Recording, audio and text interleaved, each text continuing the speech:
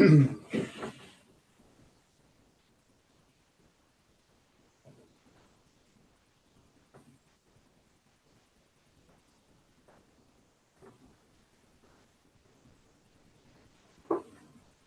and welcome to Wellness Live. My name is Dr. Olivia Moses and I will be your host today for this session.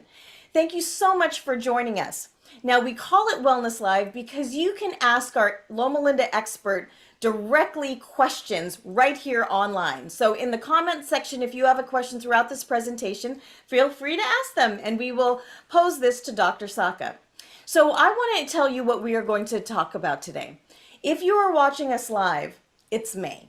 It's the end of May, and some of you might be having some coughing or some sneezing or some itchy eyes because it is allergy season. So spring, summer, this is when our allergies start flaring up. Now, Dr. Saca is the Chief Division of Allergy and Immunology here in the Department of Medicine here at Loma Linda University Health. And he has been with us for 2.5 years. So he is the perfect person to talk to us about our allergies. So without further ado, I will turn it over to you, Dr. Saca. Thank you for the nice introduction. I'm going to share my screen. Let me click and just bear with me. Let's see here. Share. Can you see my screen? Yes, perfect. Can you see my screen? Yes. Perfect.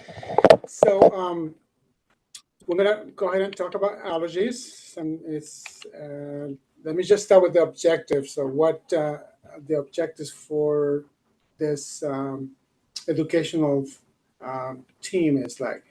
First of all, we want to know what environmental allergies are, what are the common symptoms of allergies, how are environmental allergies diagnosed, what are some of the common treatments for allergies, and the last thing is how or when to see an allergist.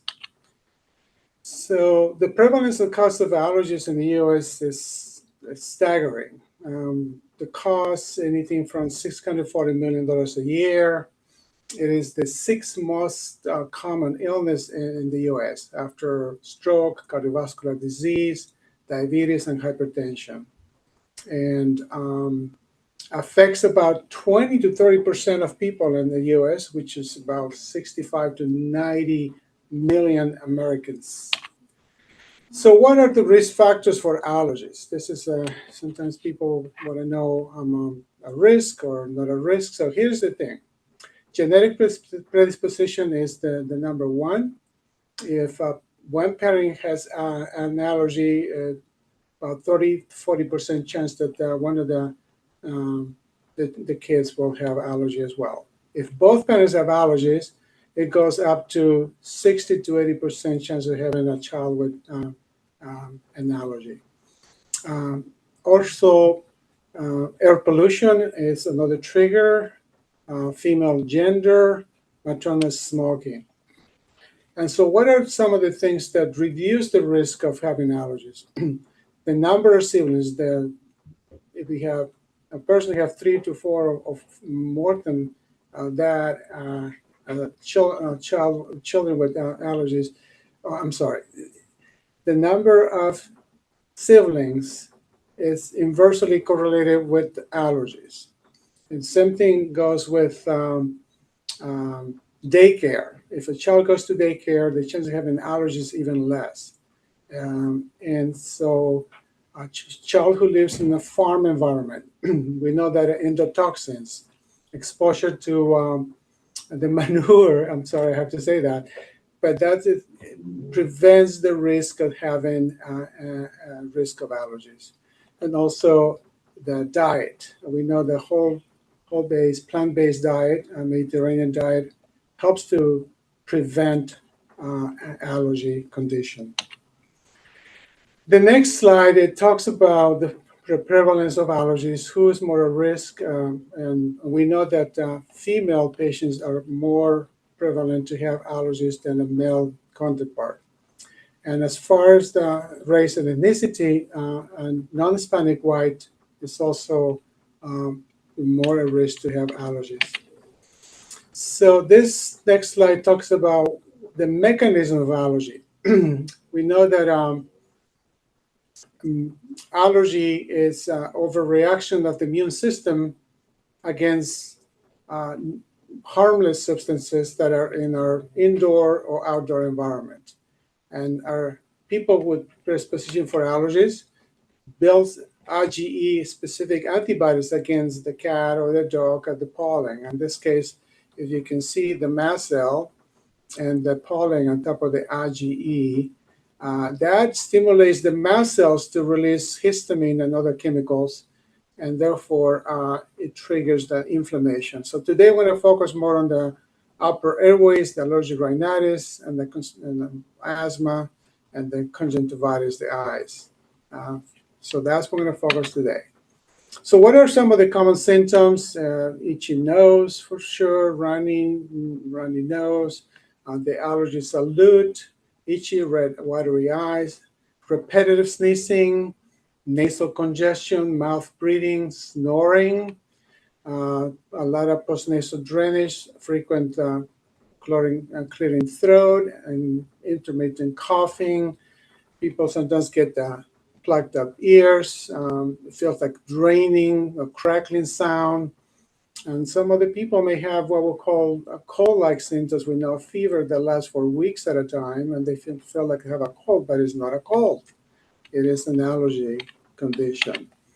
So what's important in the medical history when a person comes to see us, we want to know whether allergies started as a child or develop as an adult. And do they have the typical symptoms that we just described, the sneezing and the runny nose and the watery eyes? Whether it's seasonal or year-round, that's very important to know the difference between the two. And so if the person has also comorbidities, do they have also other allergies like eczema, which is a skin allergy, or asthma, or something called oral allergy syndrome, or pollen food allergy syndrome, which I'll describe in a minute. And also, are there any provoking factors? Some people say, yeah, I notice when I'm exposed to the wind, being outdoors, or my cat or my dog. So what we want to know more about those. Well, and also whether the symptoms improve away from the house or going out of state, a different city. Those are key factors that will help us to determine whether a person may have allergies or not. Also, is there a loss of sense of smell and taste? And that's important to ask, and I'll address that in a little bit. How to determine severity of symptoms? Do the symptoms interfere with your work or your daily activities? Inability to sleep at night. If a person has a lot of nasal congestion, that'll be a problem, have difficulty falling asleep. Frequent fatigue, brain fog, headache is also more prevalent in those with more severe allergies. And there's about the symptoms. Do they have any complications? Do they have acute sinus infection, or is the allergies triggering asthma, wheezing, shortness of breath, and whether the symptoms respond to medications or not. So that's how we determine the severity of the symptoms. Now, something you need to know, and I want to address more, is the oral allergy syndrome. There are people who come to us thinking that they have a food allergy, but it's not a food allergy. It's the oral allergy syndrome, which means that when a person is allergic to birch tree or grass pollen or ragweed, the allergen and the pollen is very similar to the raw, fresh fruit or vegetable. So, for example, if you look at the birch pollen, people can have a local itchy mouth, itchy throat from apples and carrots and celery or kiwi and peach, versus the grass pollen person tends to be more reaction to the melons, the watermelon. So what happens is when they eat this, it has to be fresh. When they eat the fresh fruit or vegetable, they get immediate itchy mouth and itchy throat, scratchy throat, sometimes lip swelling, and so forth. So be aware that oral allergy syndrome is a localized reaction that has to do with specific cross reaction between the pollen and certain fresh vegetables and fruit. It's not life threatening, but it's annoying. And it's some people say, I still like eating my avocado and I'm not going to stop. I just take some Benadryl. So it's okay. It depends how bad it is that you need to avoid that. So what else could cause nasal blockage? Sometimes, well, in the physical exam, when a person comes to see us, we want to look in the nose for polyps, or in children, we look at the adenoids. We look for nasal septal deviation. In children, we look for nasal foreign body. And some of the medications like ibuprofen that can also trigger some of the nasal blockage symptoms.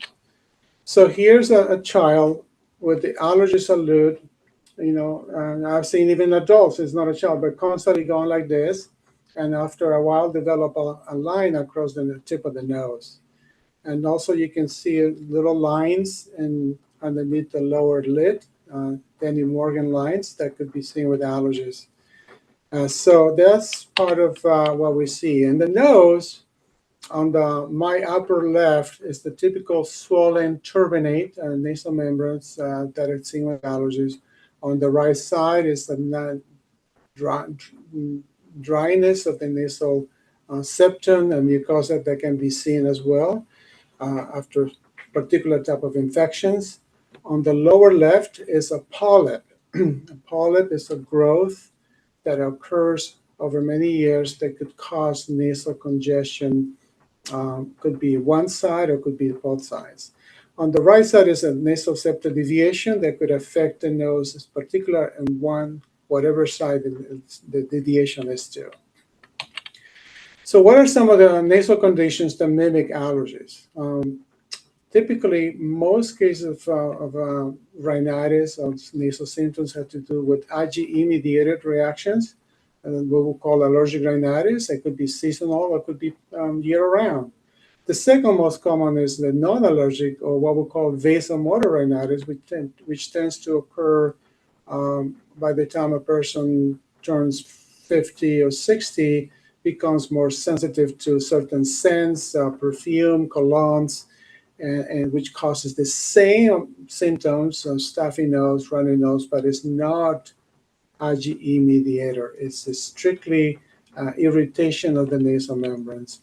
And the third one is mixed rhinitis, which some people may have combination of allergic component with the vasomotor or scent, with the scent-related reactions. The fourth one is rhinitis medicamentosa, which I'm going to talk a little more because this we see commonly in our clinic, people who get over-the-counter non-prescription Afrin or Sinex or four-way, which works wonderful. But if you continue to use this for 3 days, 3 consecutive days, you may end up having a rebound effect and a lot of nasal congestion. And I will explain more about that and how to address that as well. Other forms of rhinitis is the one who work in the vet office, bakers, pharmacists, and the gustatory. Gustatory is people who describe having more runny nose, congestion with eating any meals, any food. And rarely we see any hormonal or trophic or any other type of infections. Let's see here. And as far as the question, is there any correlation between allergies and asthma? Up to 38% of allergic rhinitis patients have asthma. So asthma and allergies go together. When an asthma person have about 80% chance of having allergies. So rhinitis always precedes asthma in about 50% of cases. So that's very important. We call the united airway disease because the upper airway and the lower airway are all connected. If you have allergies, more than likely you have asthma as well. Okay? So how are environmental allergies diagnosed? And we'll talk a little bit about that. When you come to see us in our office, we do the skin test. It's not a single prick. In the upper left, you can see this Comfort 10 is a device that can test 10 items at a time. And on the right side, you can see that we use the upper back, and that's a typical reaction with anything from a mosquito bite to a bigger reaction. And so we look at that as a positive test versus the ones 1 to 5. You can see the person doesn't have any allergies, and we know exactly what allergen the person is allergic based on the test results. Allergy blood test is not as accurate, although it's getting better now. We do recommend doing more skin tests because we can do more and it's more specific, and the sensitivity is also much better than the blood test. So I'm going to stop right here. I'm going to share my screen and let's see right here. Well, thank you, Okay. Dr. Saca. That was hugely informational. We do have some questions coming in. I just want to remind our live audience if they have any questions, they can go ahead and type them in.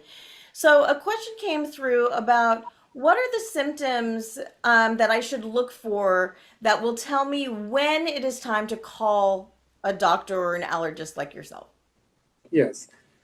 When the symptoms last consistently for 2 or 3 weeks, and especially when over-the-counter medications don't seem to work. I'm going to talk a little more about over-the-counter, but anything like loratadine, which is Claritin, or Zyrtec, don't seem to do the job. They constantly taken every day, and they're still not doing very well.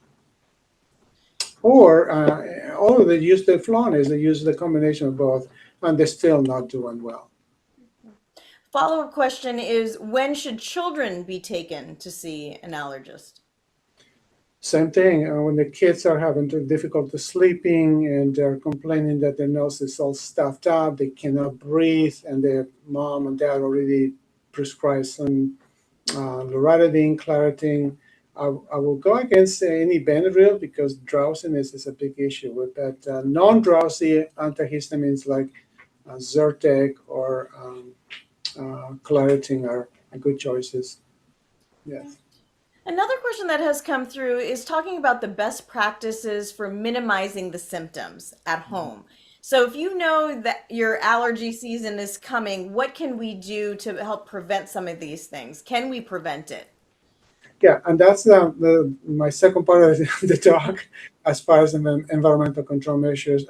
I'll be addressing that in a minute. Yeah, as Okay. far as the things you can do at home. Okay, perfect. And then another question that has come in is when it comes to your immune system, what role does that have to play in allergies, and can we work on boosting our immune system?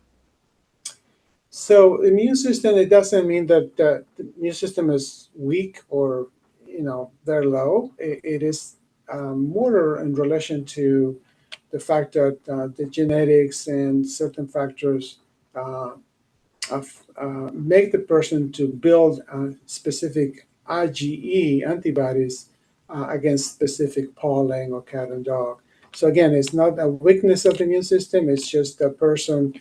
It is built to create IgEs against um, things in the environment.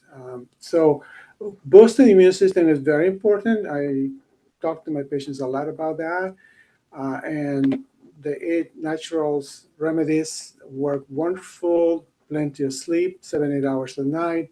Mediterranean diet or whole days vegetarian and vegan diet works excellent. The fruit and vegetables, water, exercise.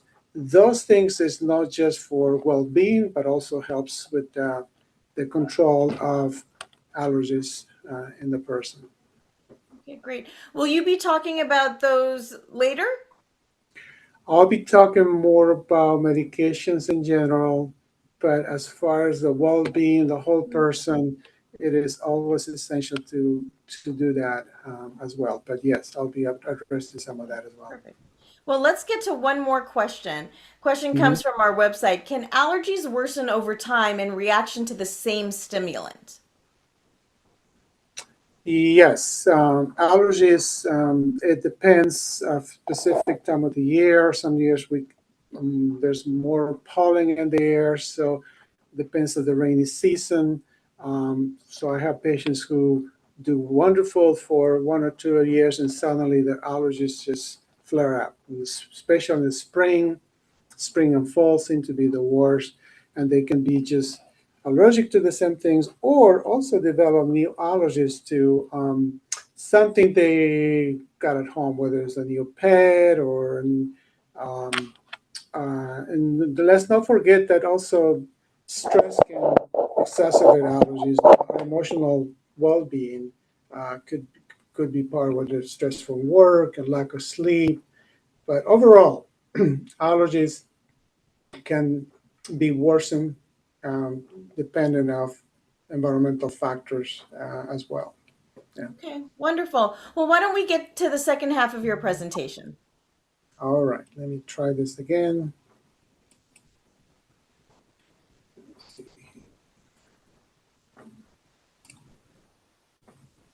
So management, first of all, here's the question in regards to environmental control measures. When I started working as an allergist right from the get-go, I said, I'm going to be a good allergist, a role model for my patients. But once I start having kids, I remember one of my kids came to me and said, "Dad, can we have a dog?" And I couldn't say no. So I sympathize with a lot of patients who have pets at home.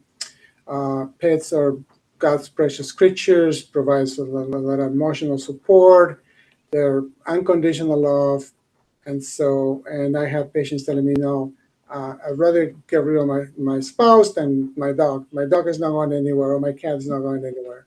And that's okay. But there's certain things we can do to minimize exposure. And so here again, this is some of the pictures of my previous dogs over the years. My daughter Tori's little puppy dog. She's a dachshund. She turned 3 years old last year. And then the rest is my neighbor's dog, who just every time I go visit my neighbor, he just gets close to me. Anyway, so that's about pets. So here's the things about minimizing exposure to animal dander. By the way, pet allergen is present in the dander and the saliva and urine. There are supposed to be some hypoallergenic dogs, but reality is that you still have to be careful with the saliva and the urine, and that needs to be taken care of. So avoiding having pets that you're allergic to is the best practice. If you can remove the dog or the cat from the indoors.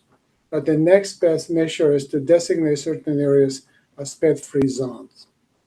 And maintain a regular cleaning schedule, vacuuming with HEPA filters, dusting, washing, pet bedding, grooming. All those factors help. Also, removing any carpet and using more polished flooring, minimize any upholstered furniture, and if you can get a portable HEPA air cleaners, that also be helpful.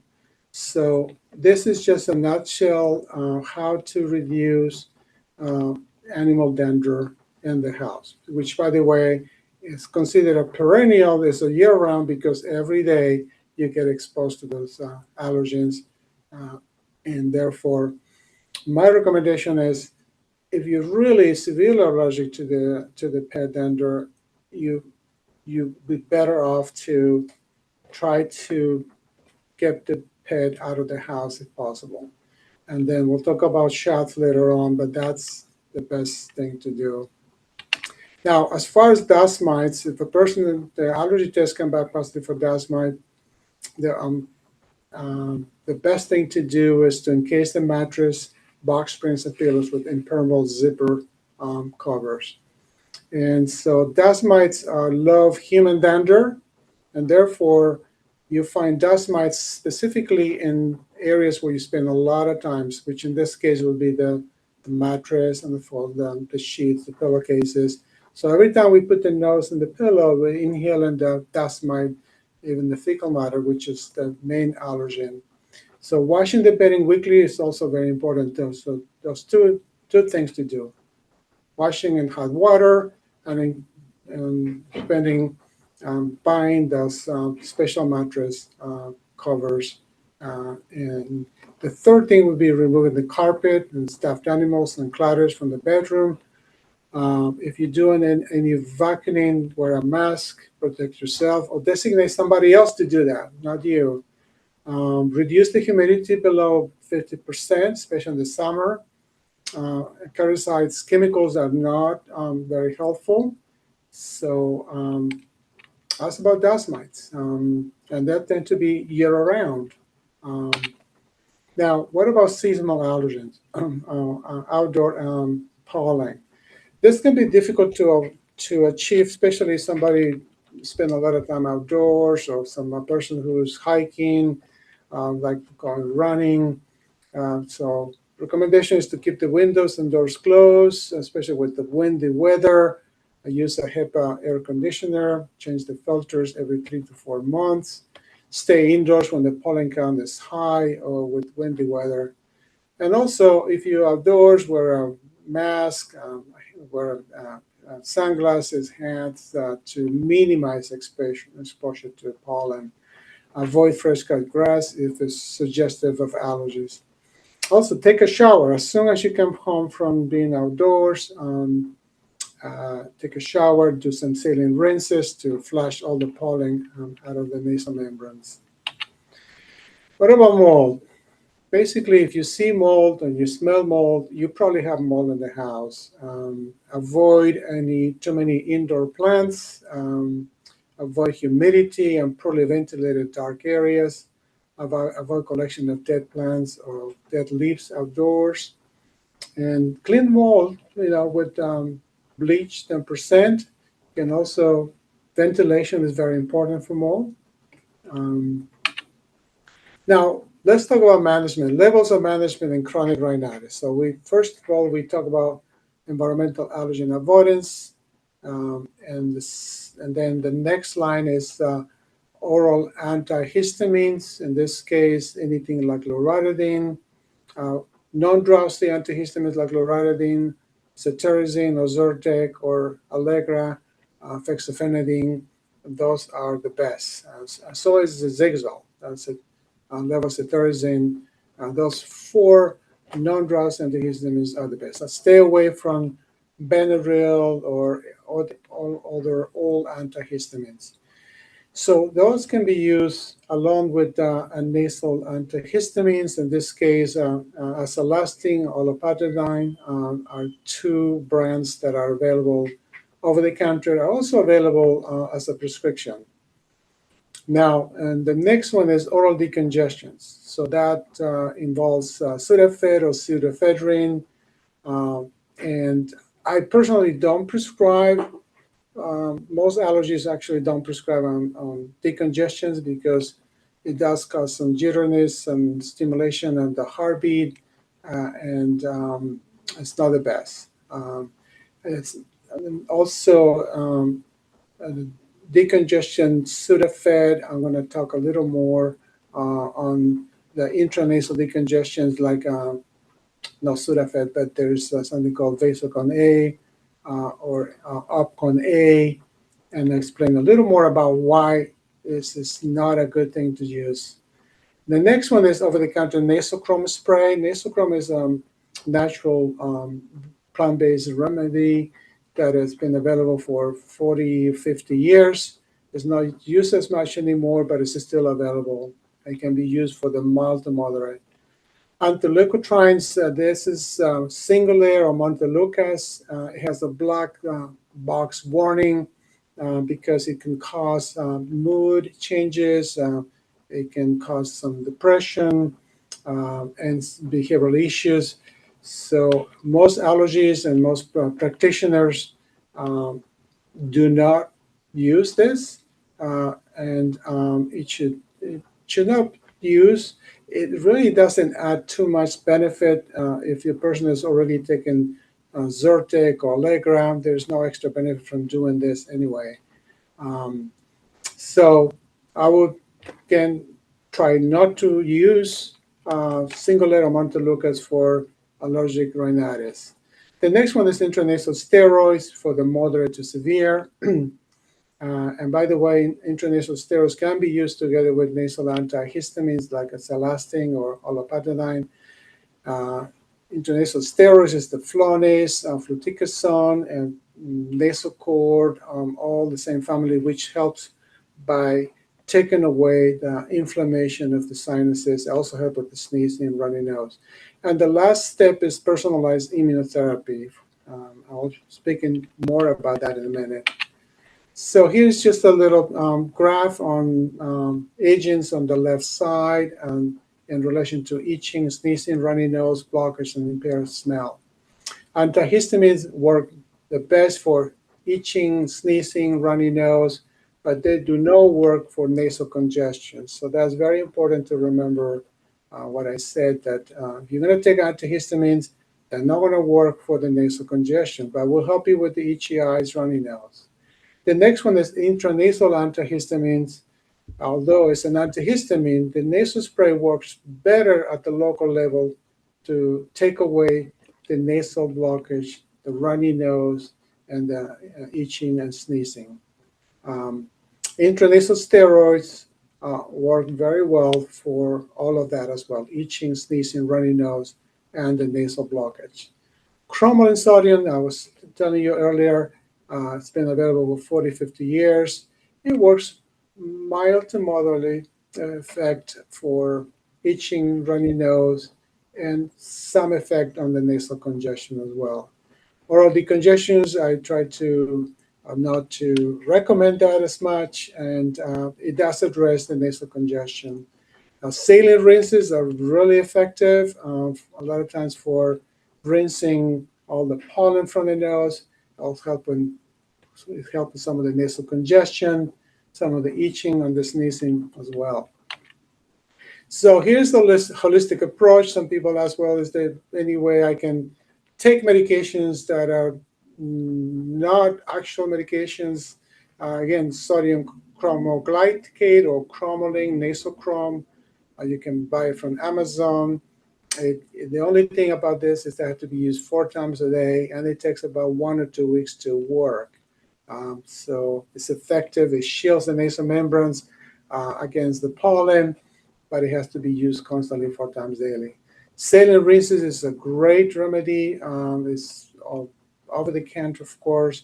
Nelmid sinus rinse, Navage, Arm & Hammer, simple saline. All of those can be used once or twice daily, and they're very effective.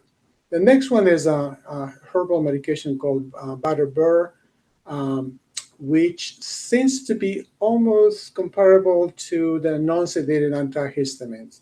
So if you want natural, you can get this Batter-Burr.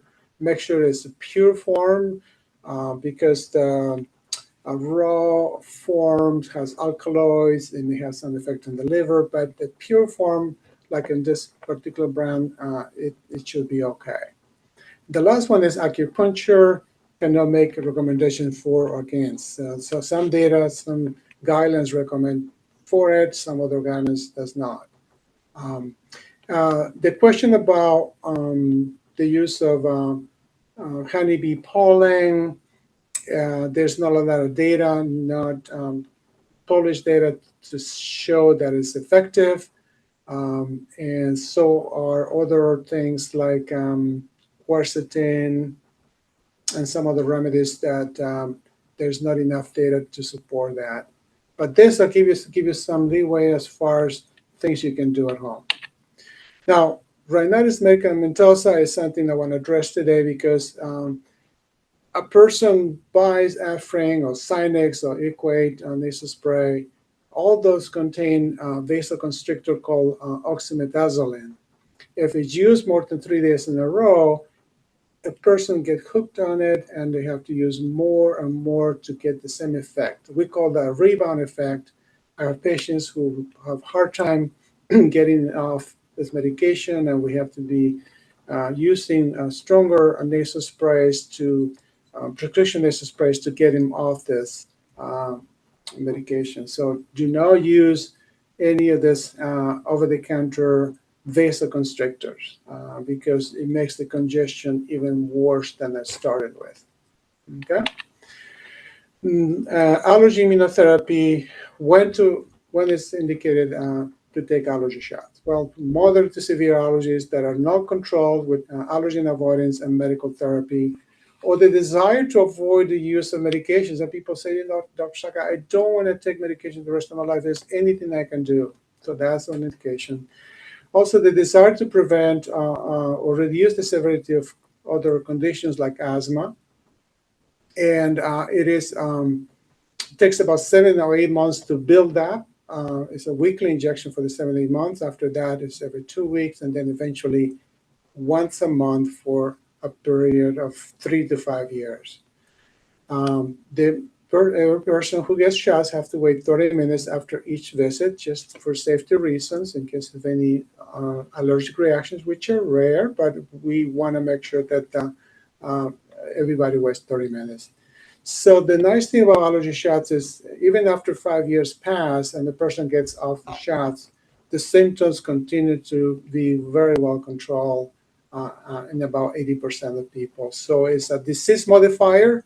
I would say it's almost like a cure.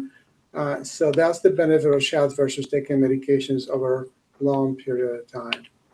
So when to see a friendly allergist, if again there's a treatment failures, secondary complications like acute sinusitis, sleep apnea, asthma, polyps. The quality of life is affected. They cannot function well at work or home, or reactions, side effects from taking allergy medications, or they need to avoid long-term use of allergy medications.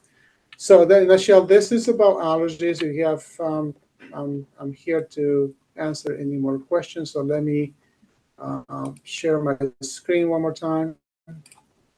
Well, thank you again, Dr. Saka, for the second half. We do have some questions that have come through. This one, it says, do we know why females have more allergies? That's a good question. I don't know off top of my head right now why it's a difference, but I suspect maybe hormonal, but I will have to double check on that one. I know female patients are for sure more likely to visit a doctor than male. A lot of my male patients say, I'm here because my wife has sent me.